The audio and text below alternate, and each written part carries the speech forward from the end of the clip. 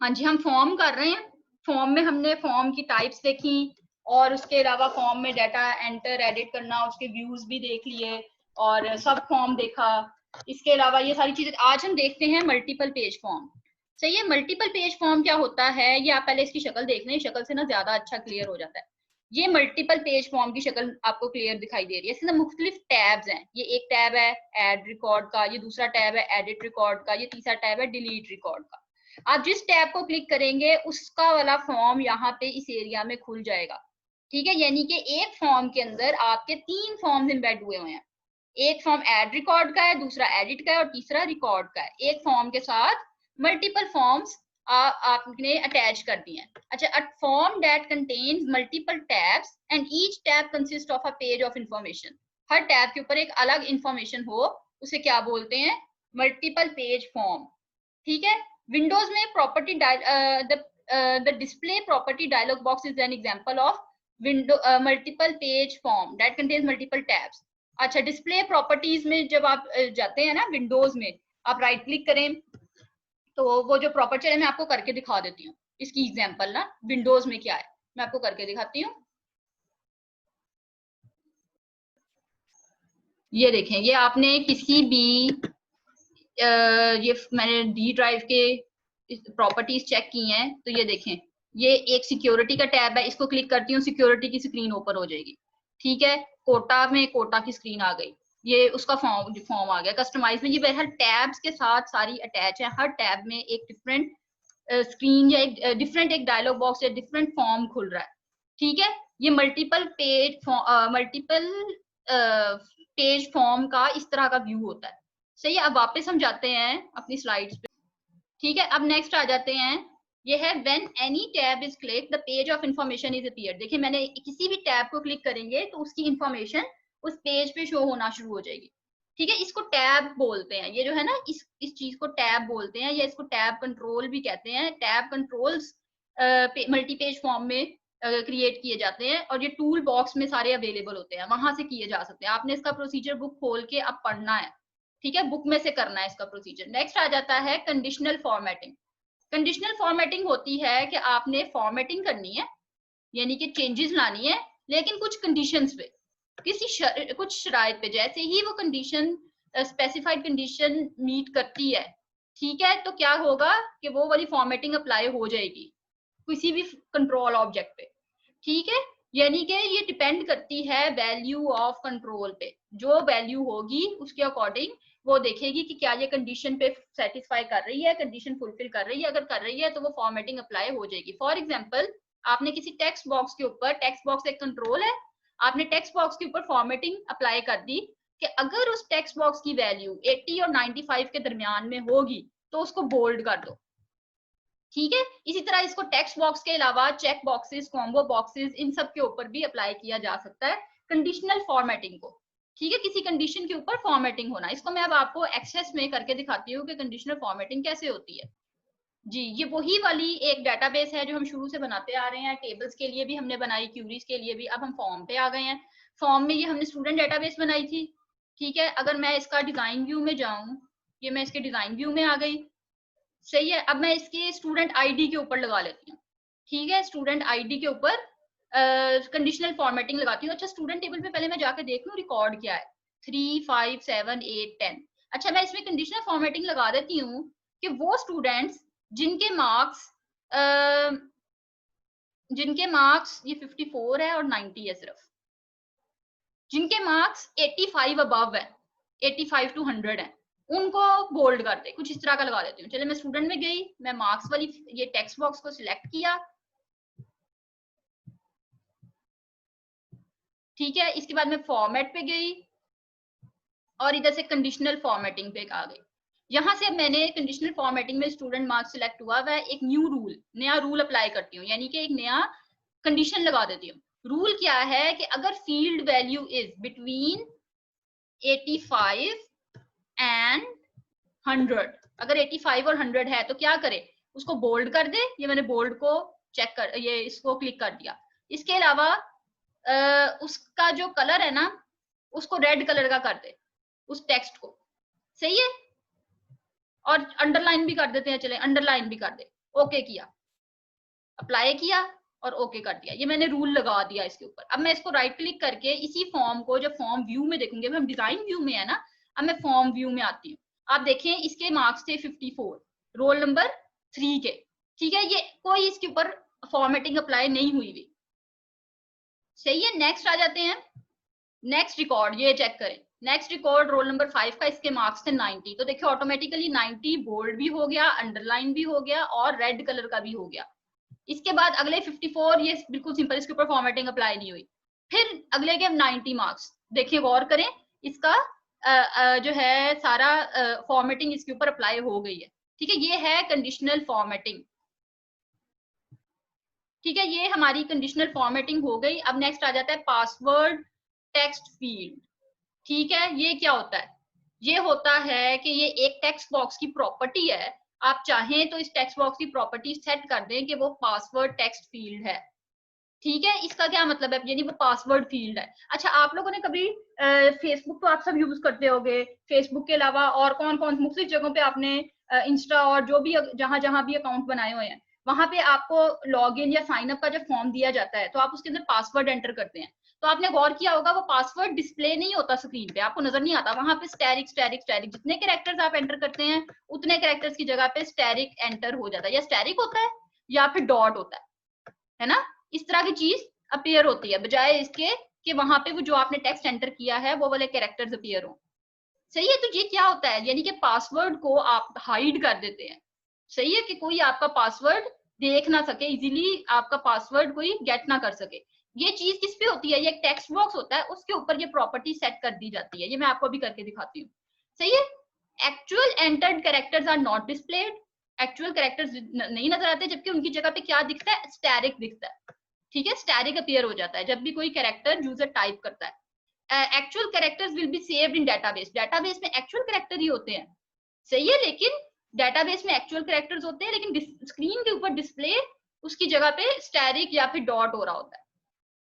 अच्छा, अब हम इसको टेक्स्ट बॉक्स को पासवर्ड फील्ड में कैसे चेंज करना है, इसको जाके देख लेते हैं एमएस एक्सेस में, ठीक है, वहीं से देख लेते हैं। ये आपके पास ये फॉर्म था, अगर मैं इसमें से फर्ज करूँ, मैं कह देती हूँ नेम को मैं पासवर्ड कर देती हूँ, सही है, इस वाली जो टेक्स्ट बॉक्स है ना, इसको मैं पासवर्ड सेट कर देती हूँ। मैं दोबारा से डिजाइन व्यू में जाऊंगी, मैंने ये नेम वाली फील्ड सिलेक्ट की, इसकी प्रॉपर्टी शीट में आ गई। आप गौर करें, इसमें फॉर्मेट है, डाटा है, इवेंट है, अदर है, ऑल है। आपने डाटा में जाना है और इनपुट मास्क चेंज कर देना है। मैंने क्लिक किया, मैंने इसका इनपुट मास्क क्या ले लिया, ये वाला डायलॉग बॉक्स खुल गया इनपुट मास्क विजिट का, मैंने इसमें पासवर्ड सिलेक्ट कर लिया, नेक्स्ट एंड देन फिनिश। अब ये वाली जो फील्ड है स्टूडेंट नेम वाली, आप इसमें जो भी एंटर करेंगे वो क्या होगा, पासवर्ड सिलेक्ट हो जाएगा। मैं इसको जाके ना फॉर्म व्यू में जाती हूँ। अब ये गौर करें, इसमें जो भी था ये पासवर्ड सिलेक्ट हो गया, ये पासवर्ड फील्ड है ना, तो देखिए हर जगह सिर्फ स्टैरिक शो हो रहा है, जितने कैरेक्टर्स मैं एंटर कर रही हूँ उतने कैरेक्टर्स वो स्टैरिक शो हो रहा है, सही है, वो यहाँ पे एक्चुअल कैरेक्टर्स डिस्प्ले नहीं हो रहे। हाँ जी, अब आप देखें, अच्छा ये फर्ज करें रोल नंबर 3 का नाम मैं इधर लिख देती हूँ, चलो कुछ लिख देती हूँ, मारिया लिख दिया, ठीक है, मैंने इसको सेव किया। अब मैं इसके फॉर्म में जाती हूँ, स्टूडेंट फॉर्म में, मैंने इसके अंदर ये रोल नंबर 3 है, इसका डाटा मैंने मारिया की बजाय यहाँ पे मैंने नाम लिख देती हूँ, क्या लिखूं, फातिमा, ठीक है, ये मैंने फातिमा लिखा है, आपको यहाँ पे पासवर्ड टेक्स्ट फील्ड है इसलिए शो नहीं हो रहा, ठीक है। मैं इस फॉर्म को अगर सेव कर लेती हूँ, अब देखिए ये फॉर्म का जो डाटा है ना, ये जाके टेबल में सेव हो जाएगा। मैंने सारा कुछ क्लोज किया, दोबारा से मैंने स्टूडेंट टेबल खोला, ये देखिए मायरा लिखा था यहाँ पे, ये फातिमा हो गया, किस वजह से, फॉर्म की वजह से, आपने फॉर्म से डाटा एंटर करवा दिया, ठीक है। इस तरह हमने दो चीजें देख ली, फॉर्म से डाटा एंटर करेंगे तो वो डाटाबेस में वो डाटा एंटर हो जाएगा जो आप इधर से क्लिक करें, लेकिन फॉर्म के ऊपर जो आपका टेक्स्ट बॉक्स है वहां पे डिस्प्ले नहीं होगा, डिस्प्ले स्टैरिक होगा इंस्टेड ऑफ एक्चुअल कैरेक्टर्स, सही है, ठीक है। ये था हमारा पासवर्ड टेक्स्ट फील्ड। नेक्स्ट आ जाता है रिपोर्ट एंड इट्स टाइप्स। हमारा फॉर्म का यहाँ पे सारा जो सेक्शन है वो खत्म हो चुका है, हमने 3 डेटाबेस ऑब्जेक्ट्स अच्छी तरह कर लिए हैं, कौन से, टेबल्स, क्यूरीज और फॉर्म्स। इनको अच्छी तरह आप लोग पढ़ लें, इनमें important as a long question क्या चीजें हैं कि आपको इनकी टाइप आ सकती है, जैसे किसकी टाइप्स पढ़ी थी हमने, फॉर्म की टाइप्स पढ़ी थी और किसकी, क्यूरी की टाइप्स भी पढ़ी थी। ठीक है, जिन जिन चीजों की टाइप्स हैं वो अच्छी तरह कर लें, वो लॉन्ग क्वेश्चन में आ जाते होते हैं क्वेश्चन। बाकी आपने एमसीक्यूज और शॉर्ट क्वेश्चन के लिए इनको अच्छी तरह कर लेना है। इसके बाद हम देखेंगे रिपोर्ट्स, रिपोर्ट का सेक्शन हम जी आज हमने रिपोर्ट स्टार्ट करना है, रिपोर्ट एंड इट्स टाइप्स। ठीक है, यहाँ इससे पहले देख लेते हैं रिपोर्ट होता क्या है। रिपोर्ट होता है is a presentation of process data retrieve from database tables. Database के टेबल बने हुए हैं, उसके अंदर डाटा पड़ा हुआ है, उस डाटा को बस रिट्रीव करता है और एक अच्छे तरीके से प्रोसेस करके अच्छे तरीके से प्रेजेंट कर देता है। कौन करता है? ये रिपोर्ट, ये रिपोर्ट का काम है। ठीक है, report can be displayed on screen. Report को स्क्रीन पे भी डिस्प्ले किया जा सकता है, पेपर पे भी प्रिंट किया जा सकता है, और उसको हार्ड डिस्क में बाद में जो है फॉर लेटर यूज इसको इस डिस्क में स्टोर किया जा सकता है ताकि बाद में इसका इस्तेमाल किया जा सके। अच्छा, फिर कहता है however reports are usually created for making hard copies of the required information. ज्यादातर हार्ड कॉपी और सॉफ्ट कॉपी का फर्क पता है ना, कि हार्ड कॉपी ज्यादातर बनाने के लिए इस रिपोर्ट का इस्तेमाल किया जाता है। सही है, ये it doesn't allow to users to change data of database tables. ये अलाउ नहीं करता कि आप डेटाबेस के टेबल्स में डाटा एंटर करें या ऑलरेडी जो डाटा पड़ा हुआ है उसको चेंज करें। आप सिर्फ और सिर्फ उस डाटा को व्यू कर सकते हैं, सिर्फ और सिर्फ देख सकते हैं। ठीक है, इसका क्या मकसद हुआ? अक्सर आप लोगों ने सुना है ना, कभी बैंक जाएं तो वो कहते हैं जी आपको इनकम वो आपकी बैंक स्टेटमेंट निकाल के दे रहे हैं या आपको रिपोर्ट निकाल के देते हैं। वो रिपोर्ट्स वगैरह जो है प्रिंटर से प्रिंट करके दे देते हैं। वो एक्चुअल में सारा डाटा सेव हुआ होता है डेटाबेस के टेबल्स में। सही है, तो फिर रिपोर्ट क्या करती है? अगर आपको कोई मतलब उस डाटा को आपने व्यू करना हो, देखना हो, तो जाहिर है आपके पास वो अथॉरिटी नहीं है कि आप उस डाटा को चेंज कर सके। डाटा चेंज कौन करता है? जो उस बैंक के एम्प्लॉयज होते हैं, वो भी जो है ऑथराइज्ड एम्प्लॉयज होते हैं। ठीक है, जिनको अथॉरिटी होती है कि वो डाटा को चेंज कर सके, सिर्फ वो चेंज कर सकते हैं अपना यूजर आईडी और पासवर्ड वगैरह डाल के। तो अगर आपने अपना अकाउंट स्टेटमेंट या अपना बैलेंस अपनी व्यू करना हो तो आप क्या करते हैं कि आप फिर रिपोर्ट लेते हैं ताकि आप सिर्फ व्यू कर सके। रिपोर्ट उन यूजर्स के लिए होती है कि जो सिर्फ व्यू करना चाहें, डाटा को व्यू कर सकते हैं, ना उसमें डाटा एंटर कर सकते हैं, ना डाटा चेंज कर सकते हैं। ठीक है, report simply retrieves data from database table. Database table में से सिंपली वो डाटा को रिट्रीव करती है। कि रिट्रीव कैसे करती है? कोई क्यूरी लगती है, क्यूरी के जरिए रिट्रीव करती है और उसको एक प्रेजेंटेबल फॉर्म में, एक फॉर्मेटेड फॉर्म में, फॉर्मेटेड वे में लाके प्रेजेंट कर देती है। ठीक है, यूजेस ऑफ रिपोर्ट। रिपोर्ट जो है, आप इसमें से डाटा जो रिट्रीव करते हैं, एक या वन और मोर देन वन टेबल्स में से डाटा को लाके रिट्रीव करके डाटा को व्यू करवा सकते हैं, एक या एक से ज्यादा टेबल्स में से। जरूरी नहीं कि सिर्फ एक टेबल की रिपोर्ट बने। ठीक है, इसमें आप produce output in a formatted way according to the needs of the user. User की जो रिक्वायरमेंट है उसके मुताबिक आप डाटा को शो करवा सकते हैं। फॉर एग्जांपल, अगर आपने रिजल्ट शो करना है, सही है, प्रिंसिपल ने एक डाटाबेस बनवाई है और प्रिंसिपल ने कहा है कि स्टूडेंट्स रिजल्ट सिर्फ व्यू कर सकते हैं। स्टूडेंट्स रिजल्ट को ना ही उसमें अपडेट कर सकते हैं, या ना ही स्टूडेंट उसमें अपना रिजल्ट ऐड कर सकते हैं। ये कौन करेगा? ये टीचर करेगा ना रिजल्ट। तो स्टूडेंट सिर्फ व्यू कर सकते हैं। तो क्या होगा? स्टूडेंट को एक रिपोर्ट दे दी जाएगी, सही है, रिजल्ट कार्ड जिसको आप लोग बोलते हैं। फिर प्रिंसिपल बताएगी जो भी सॉफ्टवेयर बना रहा है उन लोगों को कि रिपोर्ट का फॉर्मेट कुछ ऐसा होना चाहिए कि पहले नाम आए, फिर रोल नंबर आए, फिर डेट ऑफ बर्थ आए जो भी हो, और उसके बाद एक टेबल बना आए। उस टेबल में जितने सब्जेक्ट्स हैं उन सब्जेक्ट्स की लिस्ट, और उसके आगे उसके मार्क्स और उसकी परसेंटेज, या जो जो चीजें भी डिमांड है, मतलब प्रिंसिपल की जो जो चीजें प्रिंसिपल कहती हैं कि इस तरह से रिपोर्ट डिस्प्ले हो। मतलब प्रिंसिपल ने रिपोर्ट का फॉर्मेट भी बता दिया। प्रिंसिपल कौन है? प्रिंसिपल मतलब जो कि सिस्टम बनवा रही हैं, ठीक है, जिन्होंने बाद में सिस्टम को इस्तेमाल करना है, जिस कॉलेज ने। अच्छा, फिर नीचे कह देंगी कि इधर मेरे साइन हो, इधर जो है पास और फेल का स्टेटस हो, इस किस्म की चीजें।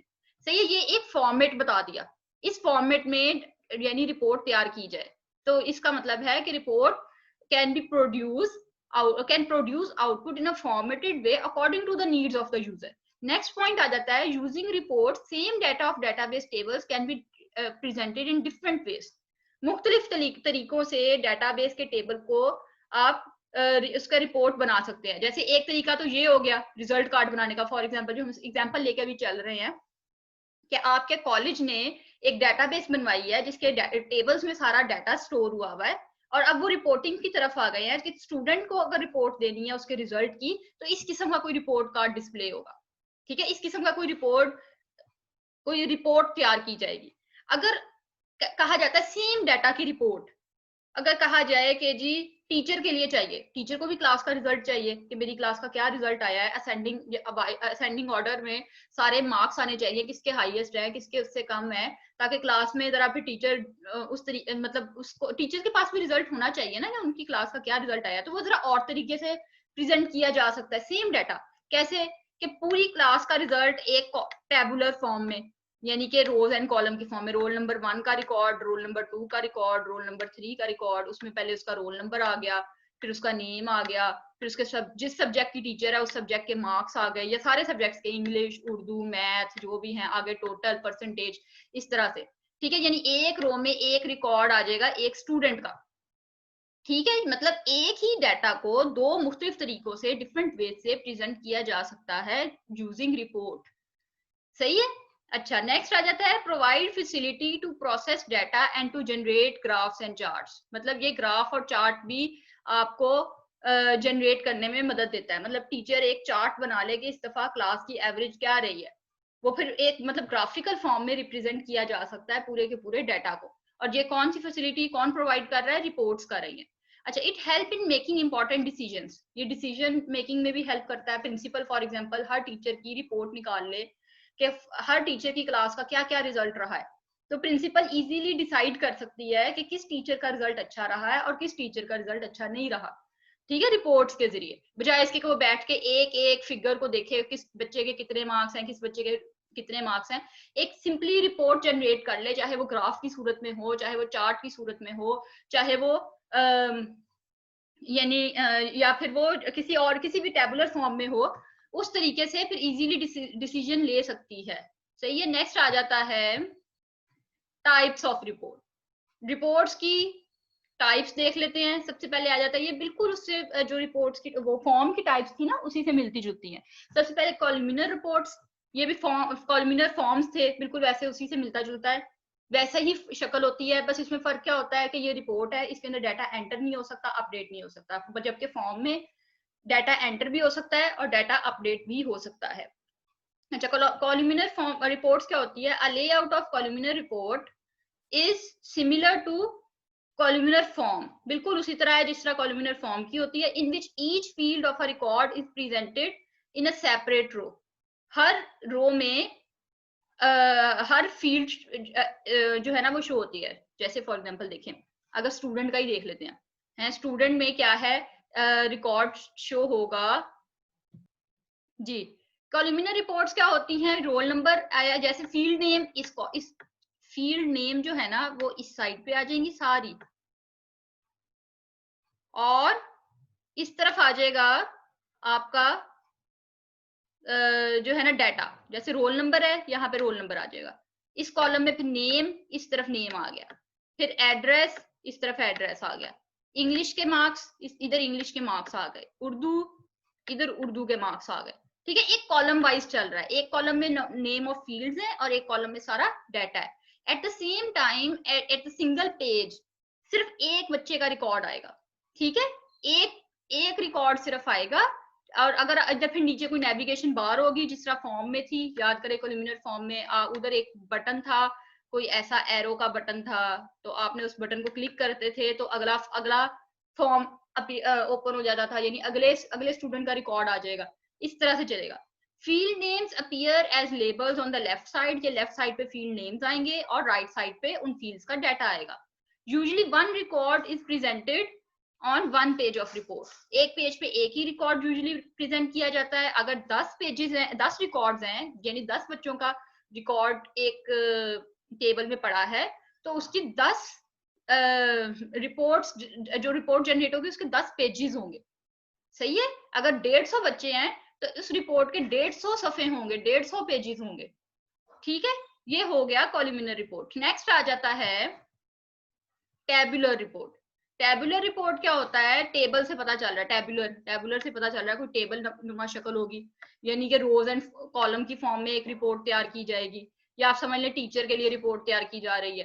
टेबुलर हमेशा कम जगह लेती है, कम स्पेस लेती है, क्योंकि एक पेज पे मल्टीपल रिकॉर्ड्स आ सकते हैं, क्योंकि एक रो में सिर्फ एक रिकॉर्ड आएगा, सही है, एक रिकॉर्ड रो में एक रिकॉर्ड आएगा, तो एक पेज पे मल्टीपल रिकॉर्ड्स आने से आपकी जगह सेव हो गई, ठीक है।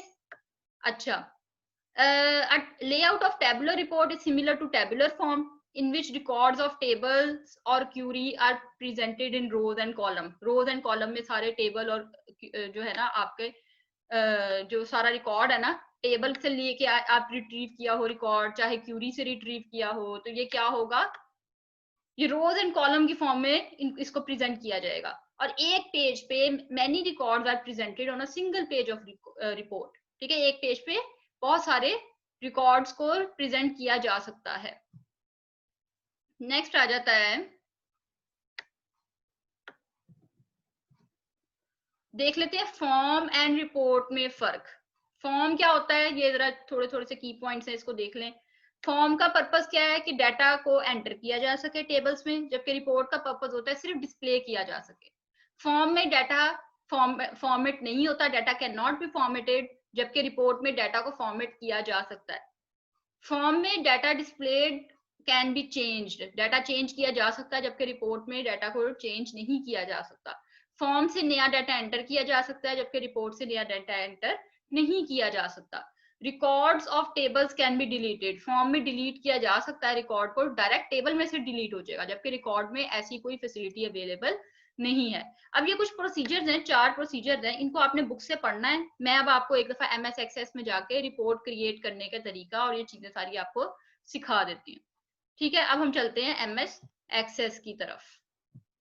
जी, ये आपका वही वाला टेबल्स, वही जो हम डेटाबेस शुरू से लेके चल रहे हैं, ये आपका अटेंडेंस का टेबल है, स्टूडेंट टेबल है, ये 2 क्यूरीज बनानी सीखी थी हमने चैप्टर नंबर 6 में, और फिर हमने अभी चैप्टर में ये जो अभी हम कर रहे हैं फॉर्म्स एंड रिपोर्ट्स वाला, इसमें फॉर्म वाला जो सेक्शन था उसमें ये 3 फॉर्म्स हमने बनाए थे। अब हम इधर रिपोर्ट्स बनाएंगे। ये देखिए सारे एक्सेस के ऑब्जेक्ट्स यहाँ पे शो हो रहे हैं, टेबल्स, क्यूरीज, फॉर्म्स, और रिपोर्ट्स का सेक्शन यहाँ पे शो हो जाएगा। ये मैं सारे जो है ना इनको हाइड कर देती हूँ, ठीक है। चलें अब फॉर्म बनाते हैं, क्रिएट में गए, ठीक है, ये रिपोर्ट्स का सारा सेक्शन है, सही है। यहाँ पे मैं अब सिंगल टेबल वाला फॉर्म बनाती हूँ। ये फॉर्म रिपोर्ट को रिपोर्ट डिजाइन से भी बनाया जा सकता है, इसमें रिपोर्ट व्यू भी है, ये मैं आपको दिखाती हूँ इसके कौन कौन से व्यूज होते हैं। जिस तरह हमने टेबल के व्यूज पढ़े थे, डाटा शीट व्यू, और कौन कौन से टेबल के व्यूज थे मैं आपको दिखा ही देती हूँ। हम टेबल स्टूडेंट वाला टेबल निकाल लेते हैं, तो राइट क्लिक कर रही हूँ यहाँ पे, ये देखिए design view, data sheet view, ठीक है। इसी तरह क्यूरी में SQL व्यू भी आ जाता है, ठीक है। इस तरह के हमने व्यूज पढ़े थे, इस तरह रिपोर्ट के व्यूज हैं। अब मैं रिपोर्ट बनाने लगी हूँ रिपोर्ट विजिट के जरिए, ठीक है। रिपोर्ट डिजाइन के जरिए भी बनाया जा सकता है, उसी तरह सारे कंट्रोल ऑब्जेक्ट्स और हर चीज आपको वहां पे शो होना शुरू हो जाएगी, आप उनको उनकी जगह जगह पे प्लेस करके पूरी रिपोर्ट तैयार कर सकते हैं। लेकिन अभी फिलहाल मैं आपको रिपोर्ट विजिट से बनाना सिखाती हूँ। मैं कहती हूँ स्टूडेंट टेबल, ये देखें ये एक डायलॉग बॉक्स अपीयर हुआ। अब इसमें कह रहे हैं कि स्टूडेंट टेबल है, आपने इस स्टूडेंट टेबल में कौन कौन सी फील्ड्स की रिपोर्ट बनानी है। तो मैं यहाँ से स्टूडेंट आईडी सिलेक्ट कर लिया, नेम सिलेक्ट कर लिया और एड्रेस सिलेक्ट कर लिया, बस इन 3 की मैं कहती हूँ इन 3 फील्ड्स की रिपोर्ट बनानी है। नेक्स्ट, अच्छा ये पूछ रहा है do you want to add any grouping levels. अच्छा मैंने नहीं कोई ग्रुपिंग करनी है, अगर आप ग्रुपिंग करना चाहें आप ग्रुपिंग भी कर सकते हैं। अच्छा फिर ये पूछ रहा है आपने सॉर्टिंग करनी है असेंडिंग ऑर्डर वाइज, किस की पे करनी है, उस पे आ रहा है। ये देखिए ये स्टूडेंट आईडी पे करनी है सॉर्टिंग या नेम पे करनी है। चले आईडी पे कर लेते हैं या नेम पे कर लेते हैं। आईडी तो 1 2 3 होगी ना, तो वो तो इतना नहीं आपको पता चलेगा, नेम से कर लेते हैं। नेक्स्ट, अच्छा अब ये आपने कौन सा फॉर्म बनाना है, कॉलमिनर फॉर्म, टेबुलर फॉर्म। अब ये गौर करें, कॉलमिनर पे मैंने सिलेक्ट किया, ये यहाँ पे ये देखें ये पूरी लेआउट चेंज हो गई, इस तरह का फॉर्म बनेगा। ये जो डार्क शेड है ना ऑरेंज वाला, ये सारी फील्ड लेबल्स होंगे, यानी फील्ड के नाम होंगे, और इनका डाटा आगे ये येलो वाले, जिस तरह से ये वाला जो तरीका है, इससे येलो वाला जो है इसमें सारा डाटा सारा सेव होगा, ठीक है। और ये ऊपर हेडिंग के लिए कुछ होगा, इस तरह की शेप आएगी। जब टेबुलर में आप करेंगे तो टेबुलर में कुछ ऐसा आएगा, ठीक है, यानी कि रोज एंड कॉलम की फॉर्म में सारा का सारा डाटा आएगा, सारी की सारी फील्ड के नाम, ये जो ऊपर डार्क है, डार्क सा हिस्सा है, यहाँ पे आ जाएंगे, और सारी की सारी फील्ड के डाटा, फील्ड के अंदर जो जो वैल्यूज होंगी हर फील्ड में, वो इसके नीचे रोज में हर फील्ड में डिस्प्ले होने लग जाएगा। फिर जस्टिफाइड अगर करना है, जस्टिफाइड का ये तरीका है, ये आपने जस्टिफाइड जो फॉर्म पढ़े थे ना, जस्टिफाइड फॉर्म का जो लेआउट था बिल्कुल वैसा इसका होगा, लेकिन चलिए हम कॉलमिनर में चले जाते हैं। अच्छा, इसमें देखिए ओरिएंटेशन में आ जाता है पोर्ट्रेट या लैंडस्केप। ये इसका अंदाजा है आपको पोर्ट्रेट और लैंडस्केप क्या होता है? पोर्ट्रेट मतलब आपका A4 शीट सीधे रुख पड़ी हो, और लैंडस्केप देखे इसको टेढ़ा करके रख दे। ये नीचे आप शक्ल पे गौर करें ना, अगर पेज इस तरह से पड़ा हो तो ये पोर्ट्रेट कहलाएगा, अगर उसको टेढ़ा करके रख दे तो वो लैंडस्केप होगा। इस लैंडस्केप और पोर्ट्रेट की आपने लफ्ज अक्सर सुना होगा जब आप तस्वीरें ले रहे होते हैं। अक्सर कहते हैं ना पोर्ट्रेट तस्वीर लो, पोर्ट्रेट लो, यानी कैमरा सीधा करके लो। अगर कहते हैं लैंडस्केप लो तो कैमरा टेढ़ा करके लो, ताकि आपकी तस्वीर जो दूसरे रुख आए। सही है, नेक्स्ट किया। अच्छा, प्रीव्यू रिपोर्ट, यस, अच्छा इसको मैंने फिनिश कर दिया। ये देखिए, ये आपकी रिपोर्ट शो हो गई कॉलमनर फॉर्म में। सही है, अब चूंकि मेरे पास इतना ज्यादा रिकॉर्ड मौजूद नहीं था, टोटल स्टूडेंट टेबल में, मैं स्टूडेंट टेबल में जाके देखती हूँ, 1 2 3 4 5 स्टूडेंट्स का सिर्फ रिकॉर्ड मौजूद था, तो इसलिए इसने एक के बाद अगला रिकॉर्ड दे दिया, उसके बाद अगला रिकॉर्ड दे दिया। इस वजह से हमारे पास जो है ना एक ही पेज पे पांचों के पांचों रिकॉर्ड आ गए। सही है, अगर ये ज्यादा रिकॉर्ड होता, बड़ा रिकॉर्ड होता, तो एक पेज पे ना आते बल्कि मोर देन 1 पेजेस पे आते। सही है, स्टूडेंट का ये स्टूडेंट टेबल है, इसीलिए स्टूडेंट का इन्होंने क्या कर दिया, हेडिंग दे दी। अच्छा, आप गौर करें, ये सारे असेंडिंग ऑर्डर में सारे सेव हुए हुए हैं। पहले नेम वाइज, पहले ABC आ गया, फिर फातिमा आ गया, फिर HYT आ गया, फिर यू से नाम से अल्फाबेटिकल ऑर्डर में सारे, फिर Y आ गया, अल्फाबेटिकल ऑर्डर में सारे सेव हुए हुए हैं। अच्छा, एक बात और गौर करें, जब आप करेंगे ना, जब आप आगे भी कभी भी रिपोर्ट बनाते हैं, कभी भी आप कुछ लिखते हैं, तो आप गौर करना, जहां पे न्यूमेरिक डाटा होता है ना, वो हमेशा होता है लेफ्ट अलाइन, नहीं राइट अलाइन। सही है, ये देखें, ये राइट साइड से शुरू हो रहा है, ये 10 है तो पहले 0 इस तरफ, फिर 1। और जो अल्फाबेटिकल डाटा होता है सारा, वो सारा लेफ्ट अलाइन होता है। ठीक है, ये चीज आपने गौर करनी है। ये चीजें जो है ना, ये फिगर्स जो होती हैं, न्यूमेरिक डाटा होता है, ये हमेशा राइट अलाइन होता है। ठीक है, तभी आपको इधर रिपोर्ट में भी राइट अलाइन दिख रहा है। अब ये गौर करें, यहाँ पे ये डेट भी आ रही है, किस डेट को रिपोर्ट तैयार की गई है, और ये पेज नंबर आ रहा है कि कितने पेजेस, फिलहाल तो एक ही पेज पे आई है। अच्छा, अब ये देखें, यहाँ पे भी रिपोर्ट का एक नया सेक्शन क्रिएट हो गया एक्सेस ऑब्जेक्ट्स में, और इसके अंदर स्टूडेंट रिपोर्ट आ गई। अब मैं इसके व्यूज देखती हूँ, तो देखिए रिपोर्ट व्यू आता है, कि मैं रिपोर्ट व्यू खोला, ये रिपोर्ट व्यू है।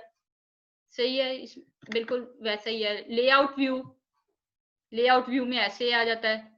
ठीक है, आप इसमें चेंजेस कर सकते हैं। डिजाइन में डिजाइन व्यू ये है, जिसकी आपको समझिए अभी फिलहाल कुछ नहीं आ रही होगी, क्योंकि हमने और तरह से खुद से डिजाइन ही ना किया। और प्रिंट प्रीव्यू, प्रिंट में ये है कि अगर आप प्रिंट करते हैं इसको पेपर पे, तो ये इस तरह से प्रिंट होगा। अच्छा, प्रिंट करने का क्या तरीका है, मैंने Ctrl+P किया। सही है, अब ये यहाँ पे मैंने यहाँ से प्रिंटर सिलेक्ट करना है। इस वक्त मेरे पास कोई प्रिंटर अटैच नहीं है, तो इसलिए मेरे पास प्रिंटर कोई शो नहीं हो रहा। सही है, इसमें से आप फिर करके ओके प्रेस करेंगे, तो आपके पेजेस किस पेज से किस पेज तक प्रिंट करना है वो आप लिख सकते हैं। अगर आपने ऑल पेजेस करने हैं, यहाँ से सिलेक्ट कर सकते हैं।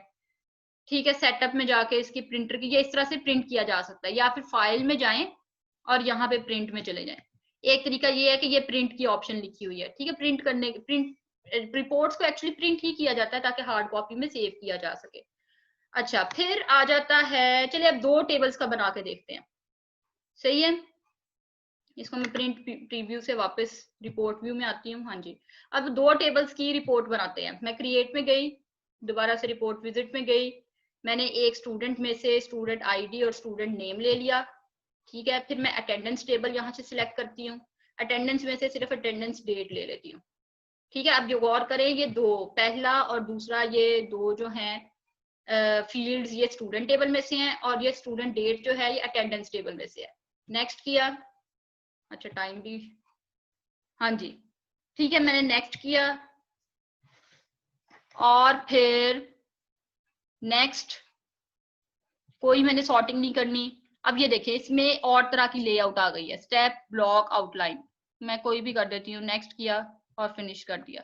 अब ये देखिए, एक नई रिपोर्ट तैयार हुई है स्टूडेंट 1 के नाम से, और इसके अंदर ये टेबुलर फॉर्म में है, रोल नंबर, फिर स्टूडेंट नेम, और फिर ये देखें स्टूडेंट नंबर 5 की 2 थी अटेंडेंस, तो इस तरह से शो हो गई। स्टूडेंट नंबर 3 की एक ही अटेंडेंस थी, 10 की एक थी, बाकी 2 की अटेंडेंस चूंकि नहीं थी इसलिए वो 2 रिकॉर्ड्स शो नहीं हुए। ठीक है, ये हमारी हो गई रिपोर्ट हमने देख ली। अब रिपोर्ट से रिलेटेड कुछ टॉपिक्स हैं वो देख लेंगे। हाँ जी, ये देखें अगर, तो आप लोगों ने एक सिंगल टेबल से भी रिपोर्ट बनाने देख ली, 2 टेबल्स में से भी रिपोर्ट बनाना देख ली, 2 टेबल्स यानी 2 एसोसिएटेड टेबल्स, अटेंडेंस और स्टूडेंट जिनके दरमियान रिलेशनशिप था उसकी रिपोर्ट भी बना ली, डिजाइन व्यू में भी जाके देख लिया और रिपोर्ट को प्रिंट करना भी देख लिया। बहरहाल आपने इसके प्रोसीजर सारे बुक से पढ़ने हैं। ठीक है जी। लिंकिंग क्या होता है? लिंकिंग होता है कि एक डेटाबेस है, अभी आप एक डेटाबेस बना रहे हैं जिसमें आपने मुख्तलिफ ऑब्जेक्ट्स बनाए, एक या एक से ज्यादा टेबल्स बनाए, फॉर्म्स बनाए, क्यूरीज बनाई, रिपोर्ट्स बनाई। ठीक है, ये अभी आप एक डेटाबेस पे काम कर रहे हैं। इसी तरह की हो सकता है कोई और डेटाबेस भी हो जिसके अंदर उसके अपने टेबल्स हों, अपने फॉर्म्स हों, अपनी क्यूरीज, अपनी रिपोर्ट्स और मुख्तलिफ उसके अपने ऑब्जेक्ट्स हों। ठीक है, तो आप क्या कर सकते हैं, उन 2 डेटाबेस को आपस में लिंक भी कर सकते हैं। लिंक करने का क्या मतलब है कि एक डेटाबेस का डाटा किसी और डेटाबेस में जाके आप उसको जो है ना लिंक कर सकते हैं। सिलेक्टेड जो टेबल सिलेक्ट होंगे वो वहां पे ये देखें, एक डेटाबेस फॉर एग्जांपल ये वाली है, ये DB1 है। ठीक है, और ये DB2 है दूसरी वाली। सही है, ये दूसरी आ गई DB2। ठीक है, आपने इसके अपने टेबल्स हैं, DB1 के, DB2 के अपने टेबल्स हैं, इनकी अपनी अपने सारे ऑब्जेक्ट्स हैं। तो आप क्या कर सकते हैं कि DB1 के टेबल्स को DB2 के में इस्तेमाल कर सकते हैं। कैसे? लिंकिंग करके। क्या होगा कि DB1 के टेबल DB2 में कॉपी नहीं होंगे, but only the link is created, सिर्फ लिंक उसके अंदर आ सकता है। आप DB2 से DB1 के टेबल्स को यूज कर सकते हैं। ये लिंक कैसे क्रिएट करना है, इसका क्या प्रोसीजर है, ये अब आपने बुक से देखना है। ठीक है, नेक्स्ट आ जाता है स्विच बोर्ड। स्विच बोर्ड देख लेते हैं, ये मैं आपको करके दिखाऊंगी। स्विच बोर्ड एक बहुत ही आसान तरीका है कि आप फॉर्म से रिपोर्ट और रिपोर्ट से फॉर्म के दरमियान नेविगेट कर सके। नेविगेट का क्या मतलब है? यानी आप मूव कर सके। सही है, एक फॉर्म और रिपोर्ट के दरमियान में मूव कर सके। Switch board is a main form, एक फॉर्म होता है दैट हैज अ बटन्स, जिसके कुछ बटन्स होते हैं। ये जैसे आपको ये नीचे फॉर्म दिख रहा है एडमिशन सिस्टम के हवाले से, इसमें ये मुख्तलिफ बटन्स हैं, edit records, add records, delete record, display records. ठीक है, use to open other forms, reports and other switchboards. तो ये क्या करता है, इसके जरिए आप मुख्तलिफ जगहों पे नेविगेट कर सकते हैं, किसी और फॉर्म पे, किसी और स्विच बोर्ड पे या रिपोर्ट पे। अगर आपने डिस्प्ले करना है रिकॉर्ड्स, तो उसके लिए आपके पास आप रिपोर्ट के जरिए भी डिस्प्ले कर सकते हैं। इसका आप लिंक दे दें, इसको आप लिंक कर दें किसी रिपोर्ट के साथ। अगर आपने डिलीट करना है या ऐड करना है या एडिट करना है, ये तीनों काम फॉर्म के जरिए ही होंगे। ठीक है, हो सकता है इनके पीछे कोई फॉर्म का लिंक हो। A user can easily switch from one object of database to another. किसी भी ऑब्जेक्ट में इजीली यूजर स्विच कर सकता है, मूव कर सकता है बाय क्रिएटिंग स्विच बोर्ड्स। सही है, स्विच बोर्ड के जरिए। स्विच बोर्ड जब भी कोई डेटाबेस क्रिएट होती है यूजिंग डेटाबेस विजिट, तो स्विच बोर्ड ऑटोमेटिकली क्रिएट हो जाता है। सही है, it can be modified according to the needs of user. इसको मॉडिफाई भी किया जा सकता है। User can also create a switchboard using the switchboard manager. ये स्विच बोर्ड मैनेजर जो है ना, ये आपने अपने एक्सेस में ढूंढना है और इसके जरिए आपने स्विच बोर्ड क्रिएट करना है, अपनी मर्जी से क्रिएट कर सकते हैं। ये अब मैं आपको ना, अब एक्सेस में चलते हैं, आपको एक्सेस में स्विच बोर्ड क्रिएट करना दिखाती हूँ कि ये किस किस किस शक्ल का होता है। जी, ये आपके पास वही वाला जो हमारा टेबल चैप्टर नंबर 6 से डेटाबेस चलती आ रही है, जिसके अंदर ये टेबल्स हैं, क्यूरीज हैं, फॉर्म्स हैं, रिपोर्ट्स हैं। अब इसी में एक स्विच बोर्ड भी ऐड कर लेते हैं। अच्छा, स्विच बोर्ड का ना मोस्टली स्विच बोर्ड मैनेजर से स्विच बोर्ड ऐड किया जाता है। स्विच बोर्ड मैनेजर यहाँ पे होता है डेटाबेस टूल्स पे। ठीक है, अगर नहीं है, जैसे मेरे पास नहीं था, मैंने इसको एक्सप्लिसिटली ऐड किया है, तो वो इसने ऐड कर दिया यहाँ पे लाके। ठीक है, मेरा स्विच बोर्ड मैनेजर जहाँ है, लेकिन यूजुअली डेटाबेस टूल्स में यहाँ पे होता है, लेकिन ऑफिस 3 में कहाँ पे होता है, टूल्स में जाके ये अब आपने बुक खोल के इसको देखना है। बहरहाल मैं आपको कॉन्सेप्ट दे रही हूँ। ये स्विच बोर्ड मैनेजर में गई हूँ, ये कह रहा है कि फिलहाल आपके पास बाय डिफॉल्ट कोई भी स्विच बोर्ड नहीं है, कि आपने कोई क्रिएट करना है। यस, अच्छा, ये मैं क्रिएट करने लगी हूँ। ये बाय डिफॉल्ट एक है मेन स्विच बोर्ड के नाम से। सही है, मैं एक नया क्रिएट कर लेती हूँ, इसका नाम रख लेती हूँ, क्या नाम रखा जाए इसका? Student data.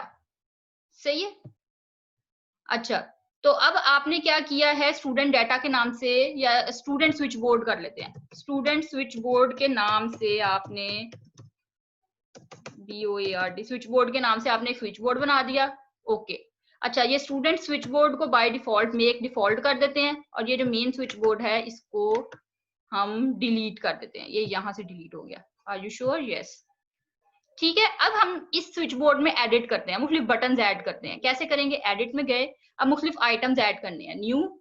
अच्छा, पहला आइटम क्या ऐड करें? एड स्टूडेंट, या स्टूडेंट फॉर्म, स्टूडेंट फॉर्म। ठीक है, और इस ये कहाँ है, इसमें क्या ओपन करना है? Open form in edit mode.